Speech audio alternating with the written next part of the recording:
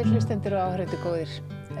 Við erum að fara að tala hvað að gerast í Úkraínu hérna með henni Erlu Ólafsdóttur sjúkraþjálfara sem hefur verið þar að kenna fólki að vinna með craniosacral terapíu og að eiginlega lækna heila og styðja þá sem að hafa skaðast í stríðsátökunum og leggja bara gott til þess sem að gerast hjá fólki í Úkraínu.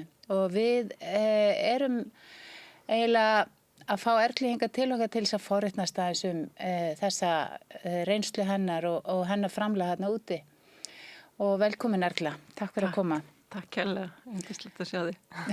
Sömuleiðis og kannski gaman að nefna það að ég þekki til starfa Erlu og veit að hún er göldrótt.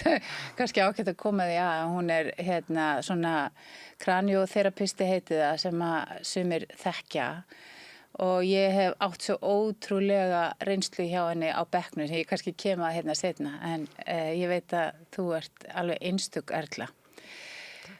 Í þínu framlagi þarna og allstaðar. Takk. En segðu mér, þú ert að koma bara í fyrradag heim? Já, ég hef bara nýlent frá Úkraínu eftir 3 vikna ferð. Já. Þannig að þegar þú hringir og ég er bara mætingað. Já, þannig að það er erfitt að ná þér á landinu því að þú ert jafn mikið úti og hérna heima. Allavega, já. Og þú ert að segja mér, þú ætlar að segja mér aðeins frá því, bara ef þú segir frá síðustu ferð, hvað er það sem þú ert að upplifa? Því að það er erfiðara ástand núna en hefur verið nokkuð sem fyrr.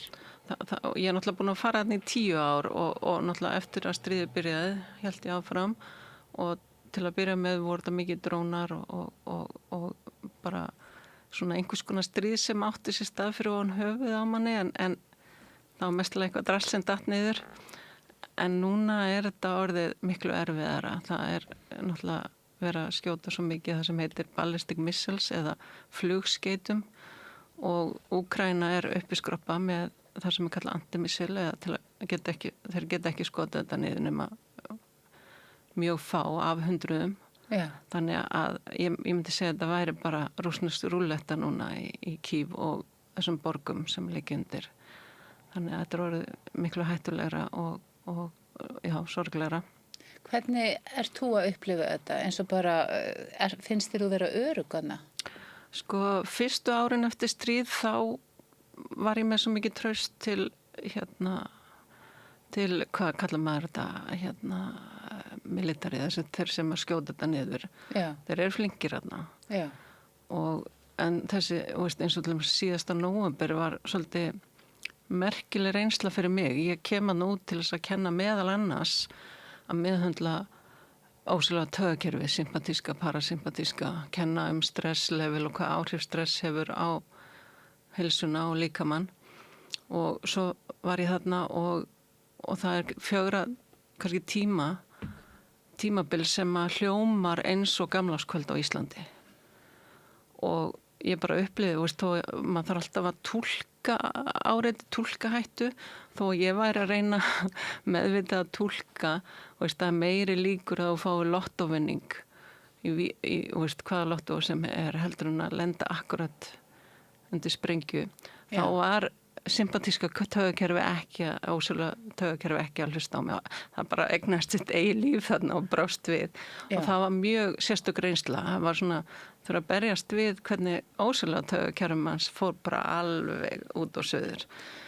Og er það ekki að bregðast við ósýnilega taugakerfi? Við vitum að það er verstu afleiðingarnar, ekki verstu afleiðingarnar, heldur svona algengustu afleiðingar því að lifa við stríð, það er að þú fær taugakerfið er stöðugt þannig eða ekki og er alltaf að bregðast við.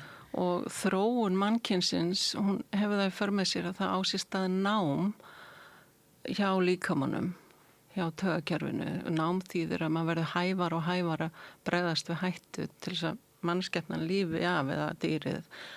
sem þýðir að við verðum viðkvæmari og viðkvæmari að bregðast fyrr við til þess að forðast hættunni. Þannig að þegar það ekki tækt að forðast hættuna og þetta bara stanslust ástandarna alla nætur, þá náttúrulega verður fólk næmara en það fer líka í ákveði svona, hvað við getum kallað Fight and flight ástand. Já, svona frís.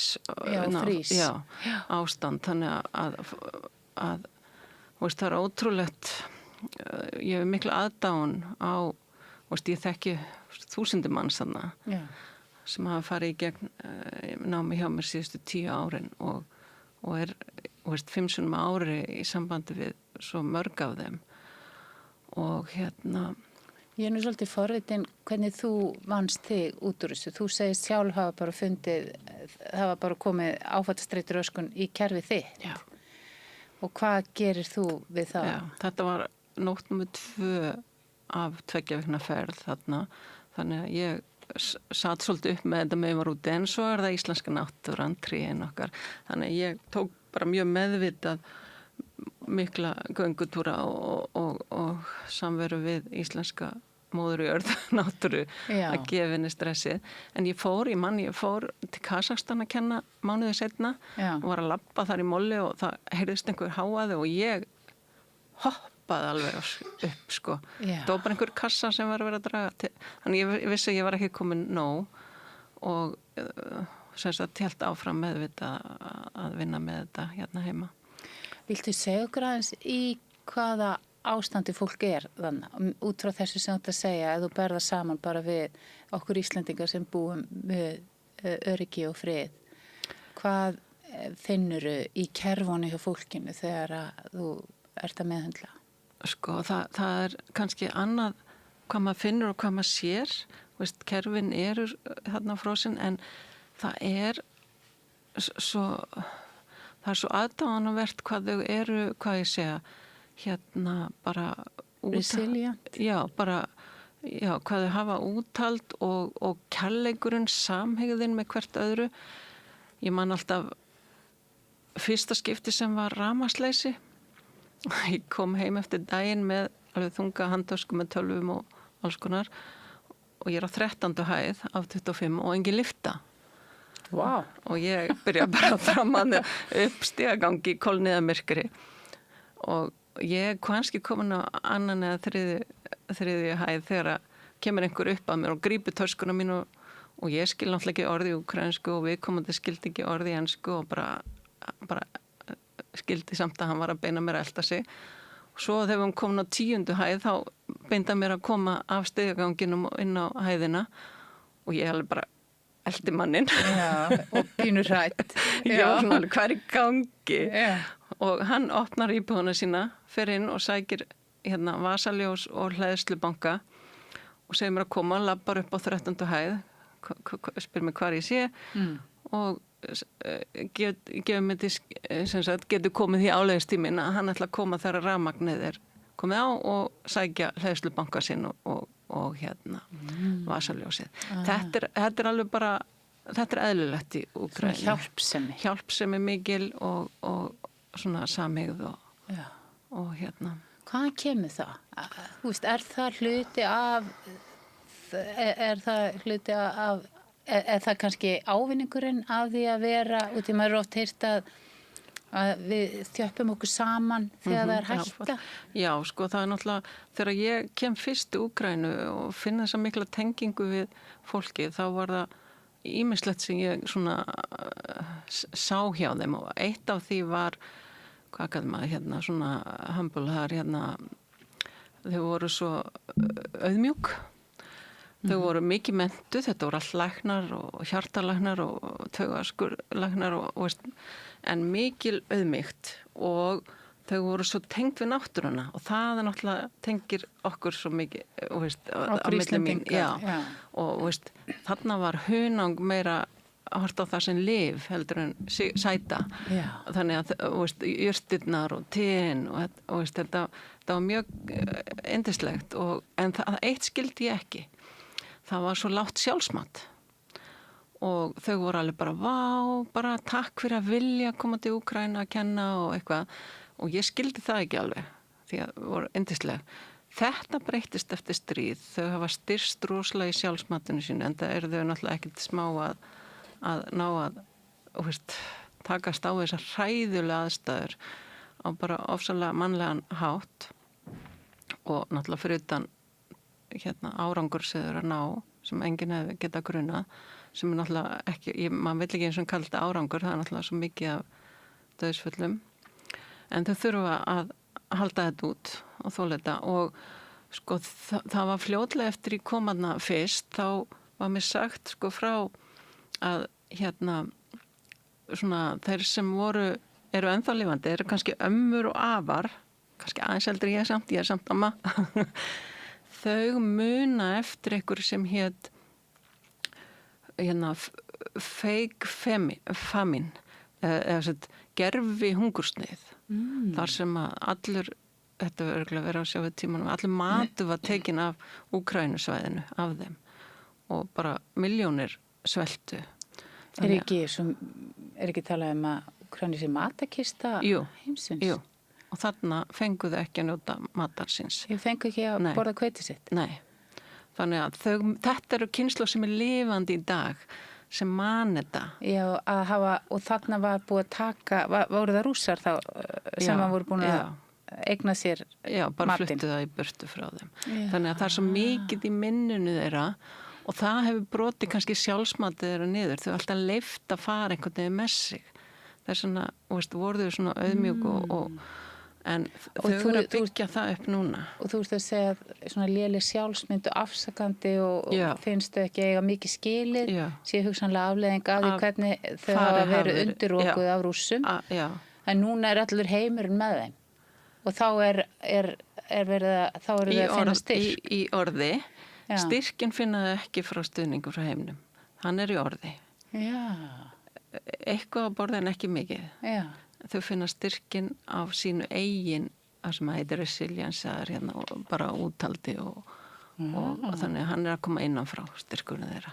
Ok, ég var samt eitthvað að googla þetta mér fannst það rosalega háar upphæður og mikið á vopnum og eitthvað svona, til dæmis Íslendinga bara 15 milljarða til Úkraínu og ofsa mikið svona líka stuðningur, það er kallað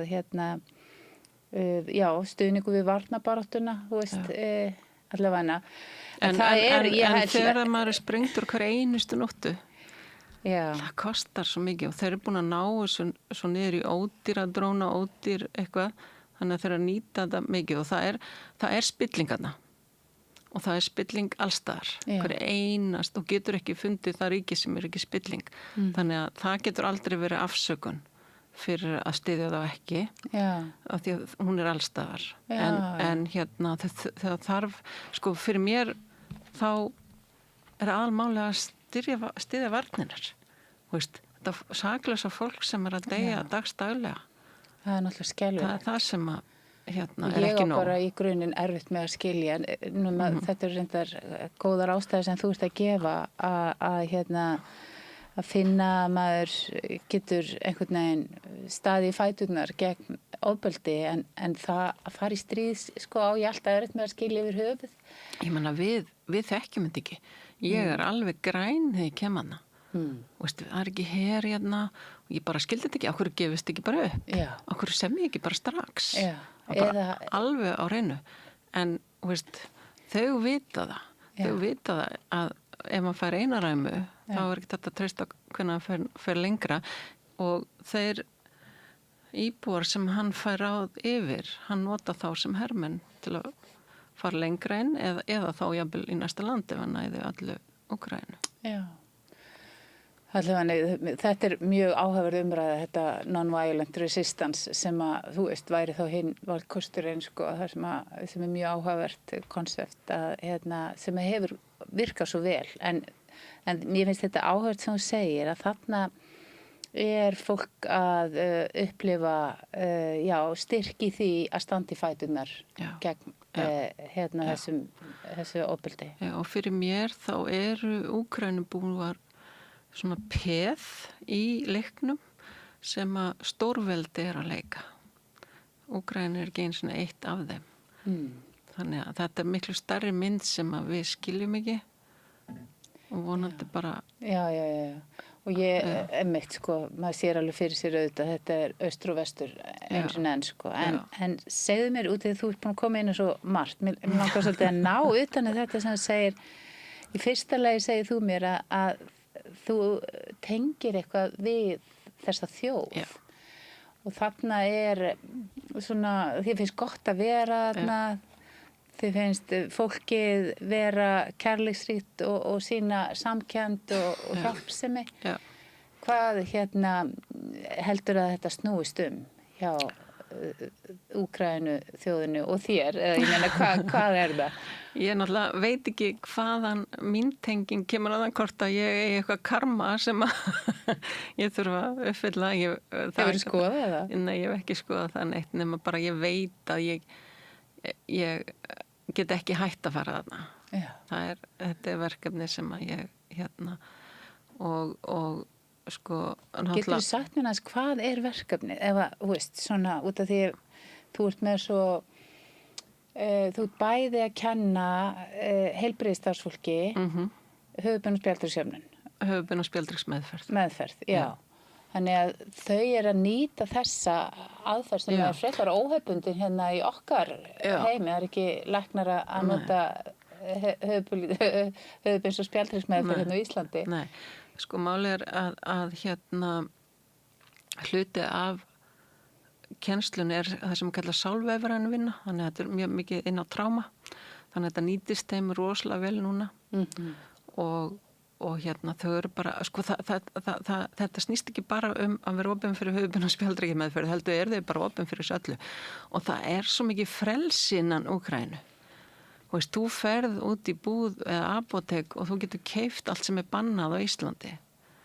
Hvort það heitir melatonín eða methylene blue eða það ekki allar þessar boð og bönn og ég man, ég tel mér nú ekki fylgja samsæriskenningu nema bara sömum þeirra og einn þeirra náttúrulega bara COVID-bólusetningin og grímunur og allt það og ég man bara, ég var lappin á flugvöll í COVID-tímalum í Odessa og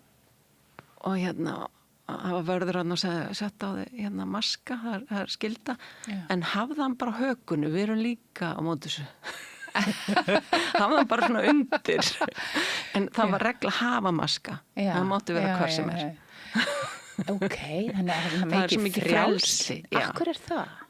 Það bara sko það tvennt, það náttúrulega Evrópusambandið og Ameríka hafa bara hamrað svo íkt á alls konar reglur þannig að það hefur náttúrulega á ekki við þarna en svo sko líka efnahagslega hafa þau ekkert náði að fara út í alla þessa tæknivæðingu í læknis meðferðum og svona þannig að það hefur verið að nota miklu meira allt þetta sem tengist náttúrinni og verða það og svo veit ég ekki, það er náttúrulega mikið, þau eru mjög trúið líka, hvað það kemur inn í. Ok, það tengist þessu. Hvað trúabröð? Orthodox, bara það ekki katholika, Nú þau katholika? Ég held að sé orthodox. Það er kirkja sko á hverju horni. Það? Og þau eru, þegar ég er að kenna á sunnudögum þá kemur oft svona söngur inn klukkuna, hvort sé 11 á mótnan eða eitthvað inn í salina þegar kirkja handa við hornið.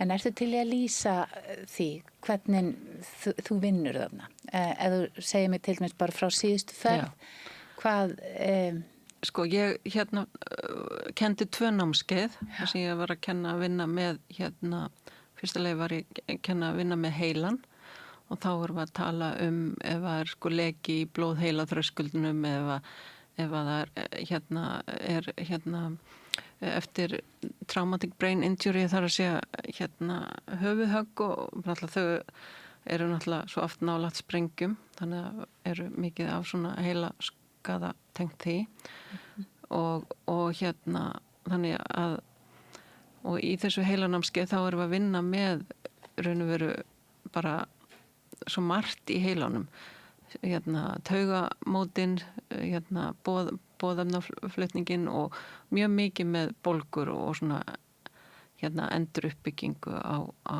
vef og vinna með ör í heila. Þannig að það var alveg fyrsta námskeið. Þetta er námskeið sem heitir Touching the Brain. Touching the Brain. Þetta ég lærði það á sín tíma hjá þér. Og bara fyrir mjög djúpt og bara henda þarna rosalega vel. Veist, við erum að tala líka eyrnasvið og bara allt sem tengist eftir svona sprengingar og við fáum hér við aðra aðstæður. Ég fæ að spyrja það eftir dæmi árangur en þú varst sem sagt að kenna þetta námskeið fyrst og þá er það eins og segir læknar og heilbrigðisstarfsfólk sem er að læra. Svo var það sem heitir Somato-Emotional Release 2 sem er sálvefran vinna sem svona meira svona advanced hluti af því. Það sem við erum að vinna með sálvefran tilfinningalega bælingar og slíkt. Já, eða taka eitt dæmi að því hvernig það virkar? Á ég taka dæmi úr mínu lífi? Þú mátt það. Já, og þú getur kannski útskýrta betur heldur en ég, en einu sinni var ég með lungnabólgu aftur og aftur og á endanum er ég bara greind með astma og kem til þín og þegar Þetta hefur verið fyrst skipti sem komst til þín. Ég held að þetta hefur verið fyrst skipti sem kom til þín og pabbi var nýdáinn og þetta sem sagt gerist í kjölfara því að pabbi deyr að ég fer að fá lungnabólgu og svo fæ ég astmagreiningu og ég man að ég á komið með lyfseðil. Þú veist úti að þetta er örugglega einhver 20 ár síðan, 17 ár síðan. Og þú segir eitthvað, skynjar eitthvað hjá mér og segir, hvað áttur eftir að segja við pappa þinn þegar hann dó? Og svo byrja ég að segja og græt. Þetta var svo ótrúlega sterk og áhrifari reynsla fyrir mig. Og svo stendi ég upp á bekknum og ég hef ekki fundið fyrir neini í lungunum síðan. Þannig að þetta er eins skýrt og það getur orðið, er það ekki? Er þetta ekki gott dæmi? Algjörlega.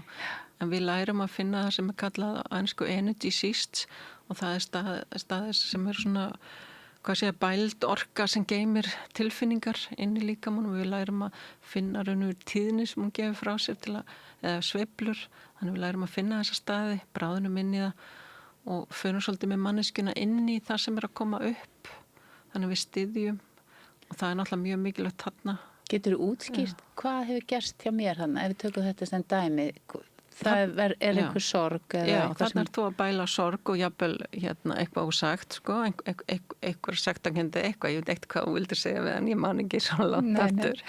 Þannig að þú bælir þetta bara niður og geymir þetta og það tekur orku fyrir líka að mann að halda þessu bældu og vinna og þetta líka flæði á það svæði sem þessu orkustífla þessu orkubælinga þannig að vefurinn þar verður veikari fyrir og jafnvel fyrir að sína sjúkdómseinkenni.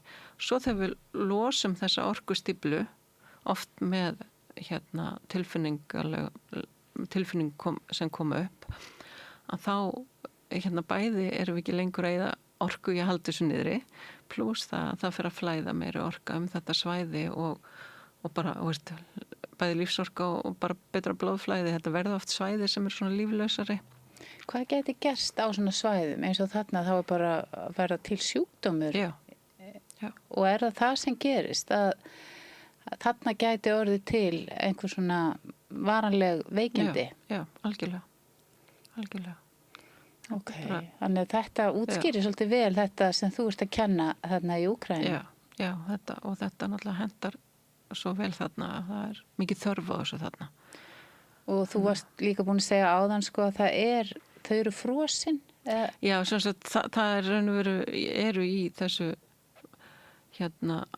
ástandi með sympatíska kerfið þó að sé misjamt hvar þau eru í því ástandi. Já, að þú finnur það eru margir bara með mikið af svona stíflum og lokaðir og búin að bæla mikið og kannski í svona frísótta ástandi. Já, og svona af því að þau eru líka að kenna okkur af því að þau eru í aðstæðum þar sem það er ekkit val.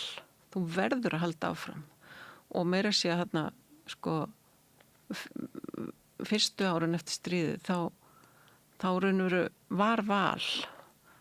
Þá sá ég að hluta af fólkinu fór í shelter, í svona skýli, en hluta af hópnum gerði það ekki, af því að það þurfti að velja á milli þess að vera að hlaupa eitthvað niður á nóttinni og vera alveg búin alltaf, hafa enga orku í vinnu eða neitt, eða bara treysta Guði.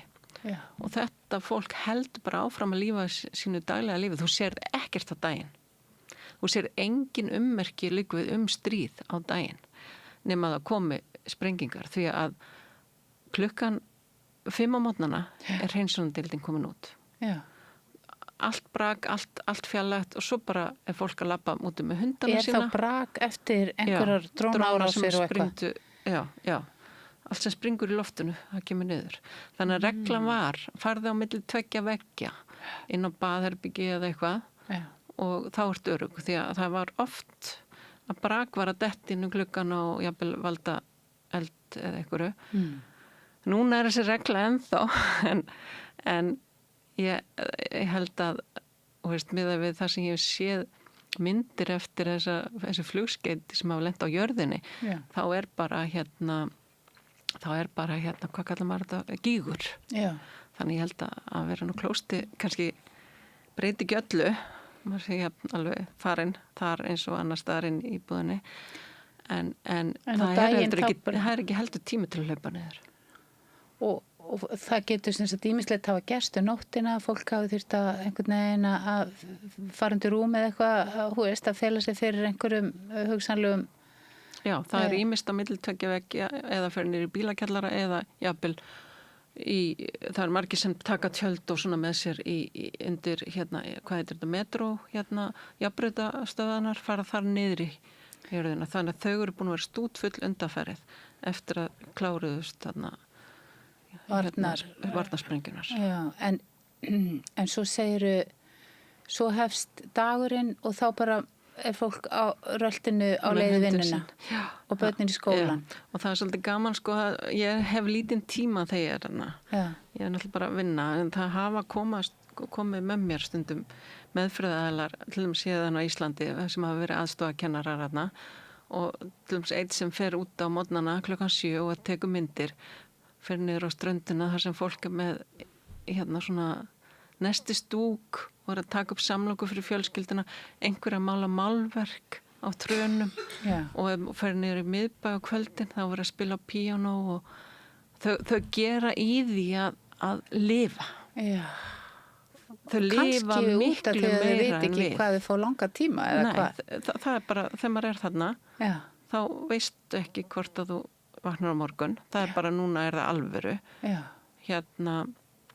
Og ég man bara, fyrst eftir þetta, ég kom heim bara, ég get sofnað og það er enginn að fara að skjóta mig í nótt. Þetta er svo djúpt. En merkilega þessi aðlögunarhæfni mannsins. Alveg. En þau eru miklu meira lifandi og núna... Miklu meira lifandi heldur en við. Já, þó þau séu þessu frosna ástandi. Það er að segja, þetta er svo flókið og við erum að læra af þeim og þá eftir að koma mikið meiri ljós eftir að stríða hætti þegar þau geta gefið eftir. Þá eiga hugsanlega eftir að koma í ljós meira afleiðingar í taugakerfinu og eitthvað svona. Núna verða þau að halda og nú eru, þú sér, hvað heitir þetta á íslensku, generators, svona vélar sem framleiða rafmagn. Já. Við hvern veitingastað, við hverja blokk, þannig að nú er allavega ein lyfta sem virkar í rafmagnsleysi. Þannig að þeir eru svo fljótir aðlagast. Fyrsta skipti sem ég kendi þarna við þetta rafmagnsleysi, þannig að ég lendi með töskuna. Já, það er kannski saga sem þú ert eftir að klára. Þú ert að mæta, ert ein að þvælast með töskunar og þú ert að ganga upp 13 hæðir. Já, og bjargaði þessi manni. En svo náttúrulega mæti ég til að kenna og ég með PowerPoint og þá bara var sá sem heldur út á námskeið mætti bara inn með bílarafgema. Þeir redda sér alltaf. Og ég heyri á þér að þú kannt að meta þessa sem sagt útsjónasemi og hjálpsemi og það, fólk er tengt. Þínar aðstæður varða mig og ég skipti, læt með að varða og gera eitthvað í því. Það er rosa áhugavert og meðan við erum kannski að upplifa meira svona tengslaleysi og rof. Mikið rof, já, polariseringu. Finnur þetta svona einhvern veginn skýrt þegar þú kemur til Íslands? Já. Ertu minna einmana eða hvaða orð getur við notað yfir tilfinninguna að upplifa sig vera í tengslum við fólki sem þú ert með? Ég er náttúrulega rosalega sterka tengingu við fjölskylduna mína heima. Já. Þannig að það má segja, ég myndi segja að sjálfsvinna sem ég er náttúrulega búin að stunda í 30 ár, markvist, bara mission, að kemur einhver tímapunkti þar sem þú ert komin á stað, þar sem að þú skiptir ekki öllu máli. Já. Heldur það sem heitir miklu meira einhvern veginn fallegra á ensku svona serve, að þjónusta. Já. Fyrir mér er það bara fjölskylda mín, náttúran, dýrin og Úkraína, en ég er samt að kenna út allan heim, en bara Úkraína er svo mikið þörf og þessi tenging. Þannig að þú ert í þjónustu og það er svona ekóið víkur alveg í því. Þetta snýst ekki lengur hvers vegna maður kom á jörðina snýst ekki lengur afbrýðisemi eða hvað þessi á eða hvernig hann lítur út. Það verður allt öðruvísi. Manstu þegar þetta breytist hjá þér þar sem þú kemst inn í þennan þetta, hvað ég segja, ást, ég meni, þetta er hann oft talað að þegar maður er komin í þjónustu þá það er svona markmiði með sjálfsvinnu í rauninni er að komast út úr raskatunum sjálfum sér og geta verið í þjónustu.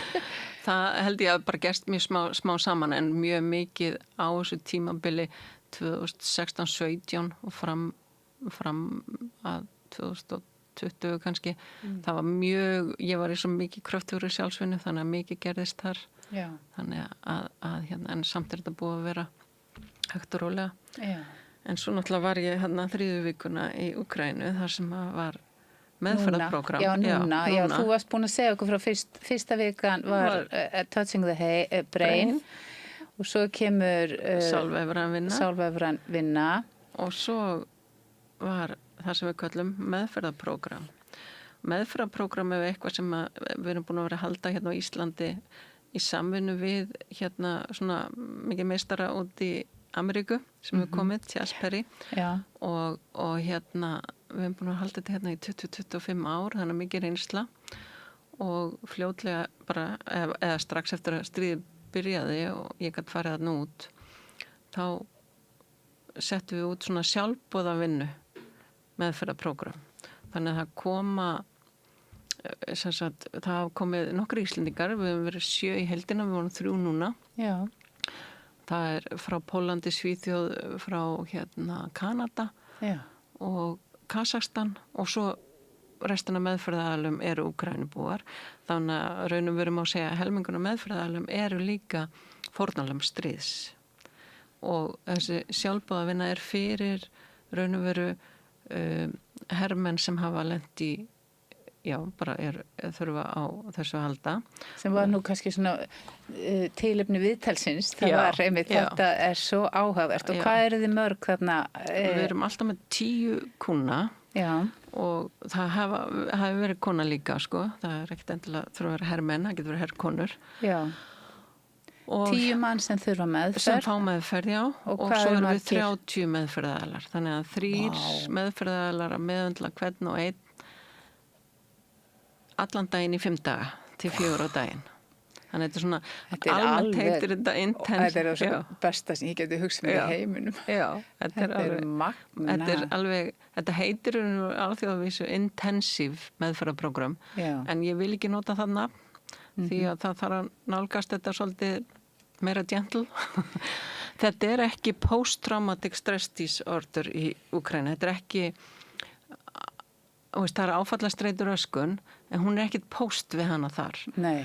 Hún er viðvarandi og það sér engin endan á henni þannig að fólk eru allt öðrum stað og 5 eða 6 af þeim sem voru meðandla núna voru að fara beint aftur á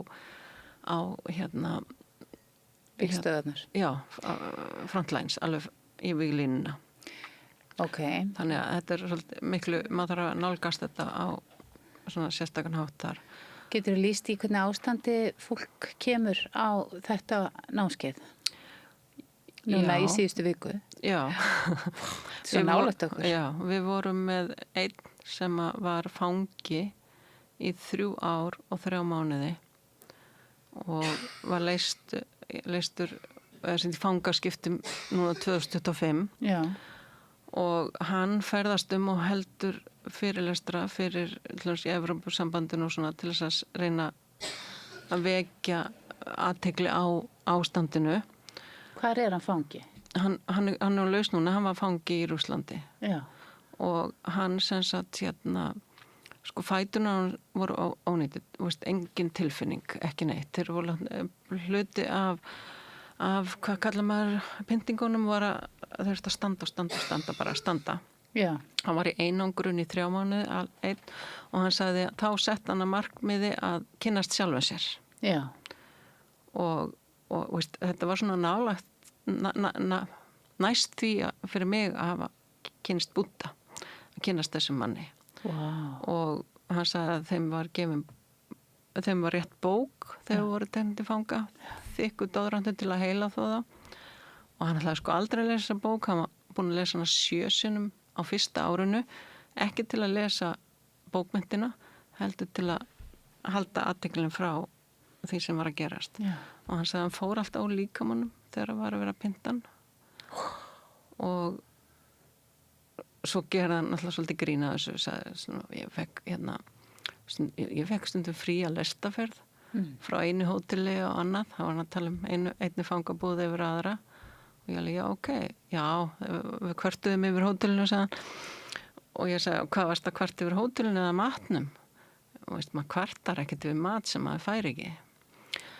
Þannig að, þið bera þetta sérstaka útlit, það verið, algjörlega vannærðir og hann sagði síðan, hann sagði, þeir með að taka mati minn, heilsuna mína, frelsi mitt, jafnvel lífi mitt, en þeir taka ekki trúna mína. Og hann sagði okkur frá sinni trú, sko, en hann sagði, ég heldur ekki frjáls fyrir en allir sem eru þarna til fanga eru frjálsir líka. Þannig að þetta var rosalega merkileg reynsla að kynnast þessu manni. Veistu hvað trú hann með? Hvernig hann ræktaði trúna? Út í þú talar um að... Hann var með hann var með svona mynd af hvað heitir hann sem er Já, af sand sem er alltaf á Írlandi. Er það 7. desember fagnaði þessu Já, Seventh Day Adventistar. Já. En allavega hann var með mynd af henni sem gömul kona, mynd af þessum seint sem gömul kona hafi gefið honum og það var fyrsta sem tók af honum. En hann sagði þeir geta ekki tekið hann af mér. Já. Kannski skipta trú, hvað skoðan að trúa, hvað trú einhver. Það skiptir ekki öllu máli. Það er merkilt með trú. Ljósið og trúa á bara það góða. Og hvernig hann kemur í ykkar hendur í meðferðarprógramminu? Þegar þú segir, er búið að lama hann, fæturnar á hann? Nei, hann gat gengið en hann hafði enga tilfinningar og þetta var eins og koma við járn eða viðambút.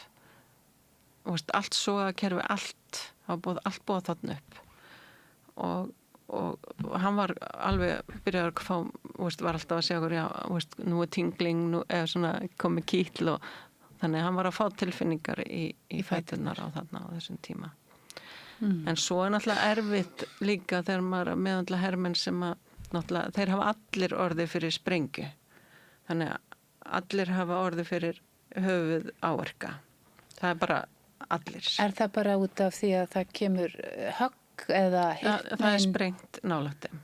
Og þá kemur högg á höfuði? Já, þess að þegar er sprengja og kemur höggbylgja og hún kemur svakaleg bylgja inn í höfuð og heilan og svo sogast hún í burtu og það kemur svona vakjum, það kemur svona sog, þannig að það skaða síðan aftur og það verður svo mikið skaði og oft eru heila himnunar alveg hertar utan heilan og þau eru með eyrnasviðaverki, höfuðverki og martraðir er mjög algengt og svefnleysi ná ekki að sofa og við náttúrulega við metum þá alla fyrir prógramið, tökum mynd fyrir og eftir og hvernig gangan hérna í tröppum og á sléttu og svona og strax aftur og eftir. Svo höfum við alltaf samband eftir 3 mánuði og hvernig staðan er hjá þeim til að við viljum vita að sé varanleiki á breytingunni. Já, eins konar rannsókn. Já, algjörlega. Þannig og þegar maður er að fara í sálverun og vinnu með, það er svo erfitt að fara þarna tilfinningalega á staðinn hérna í framlínuna og við náttúrulega gefum þeim svona ákveð öryggi til að komast ánga og þá náttúrulega er maður að heyra ansi mikla sögur sprenging og svo er rækna við sér að skríða og finna lyktina holdi og fatta svo að þetta er þeirra eigin fætur sem er að skríða yfir og einn til mér sagði bara bara gaf merki til félagana sinna færði bara ég skal stoppa árasa aðilann en þeir bara kom og tók hann þar lendi endaðan í okkur en dó ekki þetta er oft svona einhvern veginn lifa af einn núna var búin að það var sprenging og hann lá á milli vina sinna sem voru Danir og hann sagði vá hvað hann var þakklátur að þeir fengu frelsið og hann lá þarna í 3 daga eftir að einhverjum kom og náða að sækja hann og þetta eru svona sögur sem enginn á að þurfa að þola bara og maður langar að segja við yfirvöldin í heiminum bara drop it, eigiði bara ykkar eigið land, gerið fólkið ykkar hamingjusamt og það er enginn eiga land nei, nákvæmlega þetta er svo mikið bull bara drop it þetta er svo ótrúlega heimskulegt að ég bara næ ekki upp ég man alltaf mér finnst þetta vera eitthvað svoleiðis eins og bara út af við þurfum að einhvern veginn að leika okkur hérna vera í einhverju power game algjörlega, ég man alltaf að þegar ég var í barnaskóla, ég veit ekkert hvað ég var gömul 10, 11, 12, 8 ég var að læra sögu og seinna heimsstyrjöldina og þá vantilega Auschwitz og ég man bara, þetta aldrei eftir að gerast okkar tímum, við myndum aldrei lifa það og bara hér er ég innan þetta það er bara, hvernig er þetta að hafa áhrif á þig?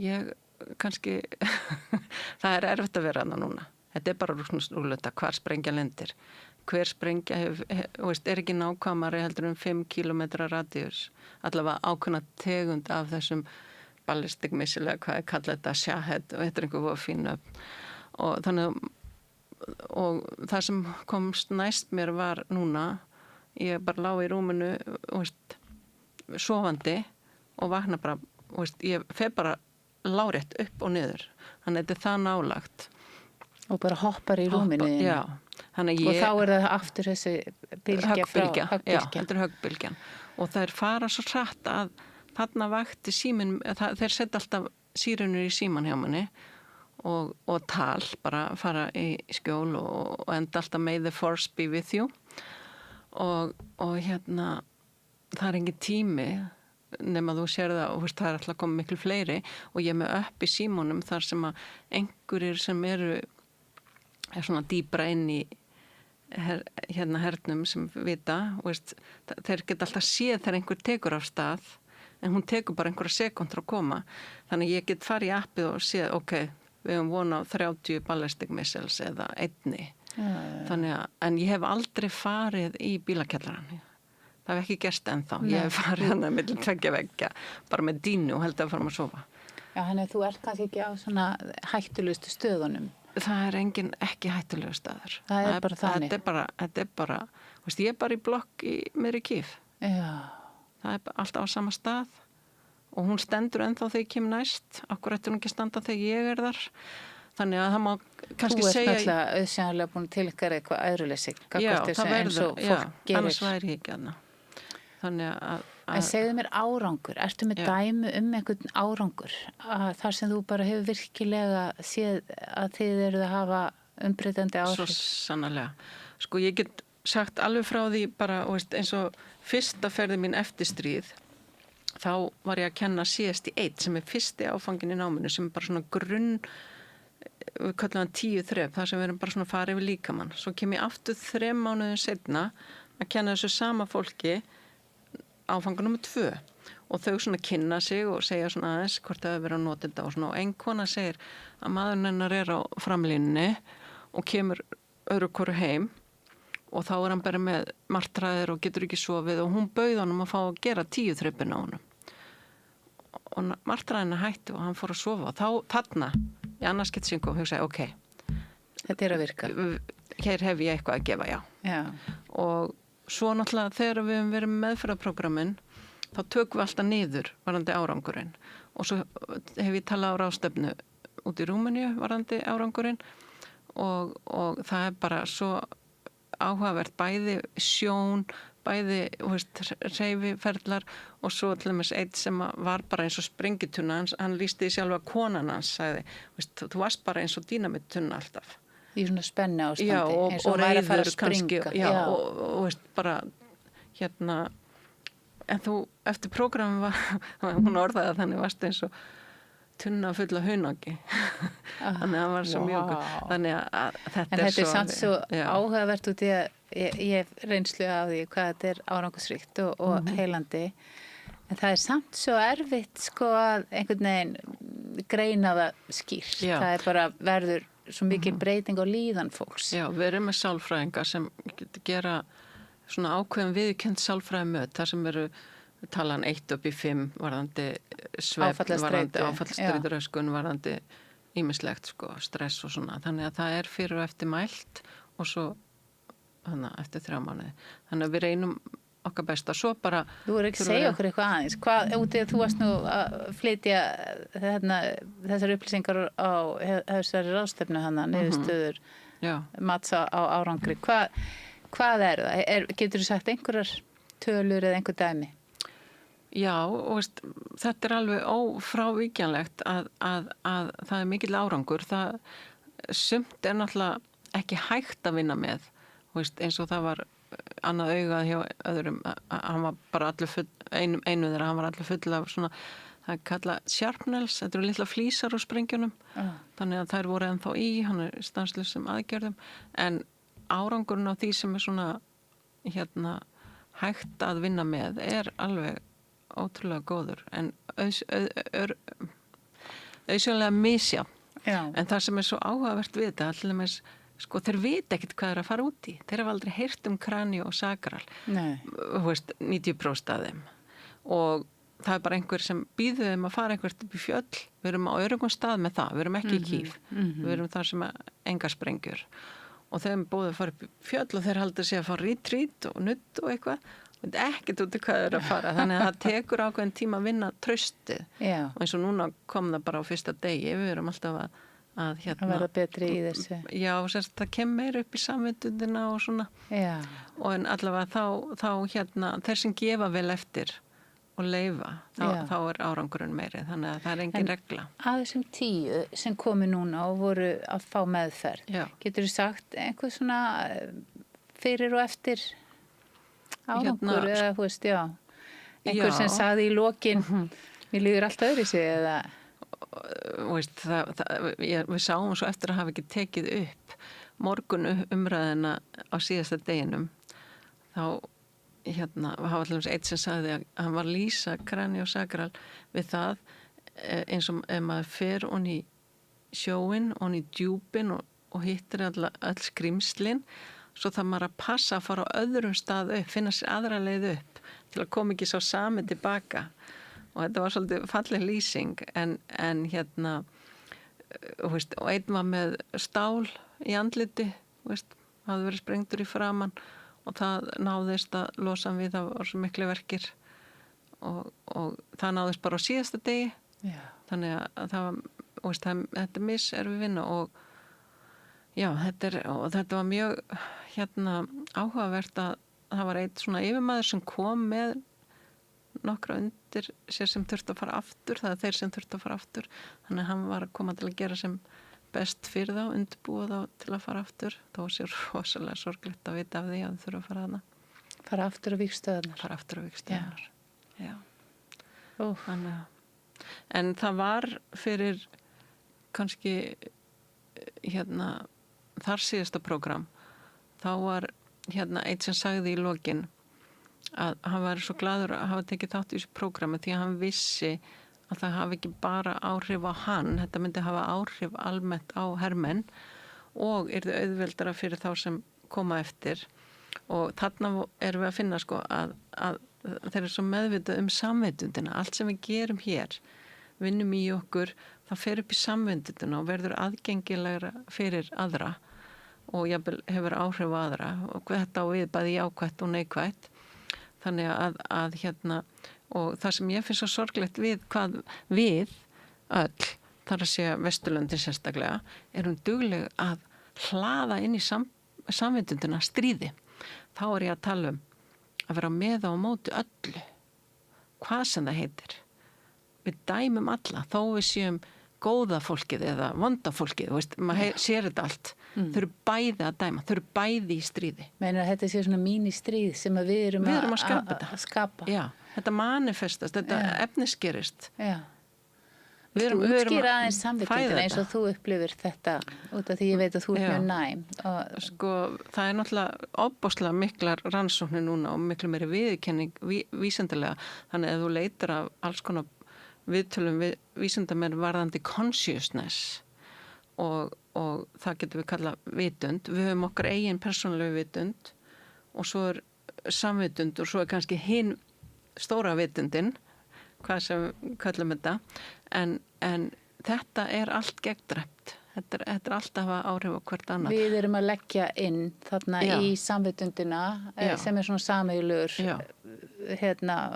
sameiginleg, hvað ég segja? Aðgengileg. Já. Andrúmsloft í heiminum bara. Já, við erum að því. Þetta er bara eins og var, við kendi í gamla dag, einhver fekk einhverja hugmynd að byggja einhverja brú einhvers stað þarna, þá, í Afríku, þá var hún byggð líka í Þýskalandi á sama tíma, sama hugmynd. Þetta er bara, hún var til þarna uppi, þá var hún aðgengileg, þannig að ef hún fær hugmynd, gerða hana strax. Sem gera svona, er að lóta niður einhverjum hugmyndum, en ég veist nú eiginlega besta dæmi líka vera að þessi sem er búið margransækja líka, að einhver hópur af fólki sæst niður og hugleiðir á kærleika og afbrotatíðnin í samfélaginu lækkar bara mjög áþreifanlega. Þannig að það er, þannig að getur þú gefa okkur ráð varðandi það hvernig við eigum að leggja gott inn þarna í samvitundina? Er það eitthvað með hugafarið okkar? Já, það er umburðarlyndi náttúrulega fyrst og fremst, gagnast öllum. Við erum náttúrulega að fara í gegnum rosalega polariseringu og auðvitað förum við að dæma stundum en maður reyna bara að taka eftir því og sleppa því og ég á það til að gubba á Facebook, kallaði það. Það er oftast gagnvart meðhöndlun og dýrum eða Úkraínu en ég reyna að fara aldrei að tala öflin. Já, verið gerst einhverju mótþróa og byrring. En ég reyna að setja frekar lilla að setja keisumyndir eða eitthvað og börnum og eitthvað svona. En við erum, við þurfum að átta okkur að því að við erum allt þetta. Ég hef örugglega einhverju fyrirlífi bæði drepið og nauðgað og gert allt sem að ég myndi dæma í dag. Þannig að við erum að læra kannski að vera saman á þess að dæma og frekar að hjálpa þeim sem eru gerendur. Þannig að þeir eiga mest bátt. Ég myndi ekki öfunda þegar þeir fara að horfa á eigin þegar við deyjum. Þegar við förum að sjá bíómyndina lífið okkar. Þá erum við einu dómarannir sjálf. Já, þurfa að sjá hvernig skaða maður hefur valdið hugsanlega, og þá að vera þakkláttur fyrir að vera ekki þar. Það er skára. Já, þetta er ágætis boðskapur að bara hafa samkennd gagnvart þeim sem eru sem sagt eiga vont líf. Og við höfum það svo gott. Við höfum allt ef við viljum. Er þá einhver ráð til Íslendinga varðandi það? Hvað við getum lært af þessu fólki sem hefur þurft að lifa við svona aðstæður eins og eru í Úkraínu? Það er náttúrulega, stærsta er náttúrulega elskaða náungan og já, bara að gefa af okkur en við þurfum náttúrulega að hafa mörk líka, ég er ekki að tala að markaleysi, þannig að við þurfum, og það sem þú ert að gera mindfulness og fara inn á við og svona kynnast sjálfum sér og vita hvar við getum gefið án þess að upplifa að við séum að ganga okkur, þannig að við séum svona réttu flæði við líka við okkar aðra sjálf, þannig að við séum ekki bara að gera eitthvað og gefa, þannig að öll innri vinna og hugleiðslur og slíkt verið kærleikunum. Dæma ekki. Frekar en óttan. Svo náttúrulega misti ég oft vera það kærleikur eða ótti. Hvort ætla ég að setja á þessa óáskálar eða hinnar. Þú ætla að bæta einhverju við henni lókin, má ég heyra. Ég er örgulega búin að gleyma því en allavega þá mistígum við okkur öll. Enginn er fullkomin og dæma heldur ekki sjálfa sig. Þannig að sátt og fyrirgefning og bara Erla, takk fyrir það sem þú ert að gera fyrir þá sem að eiga erfitt. Ég ætla að sýna þér. Já, viltu sýna mér?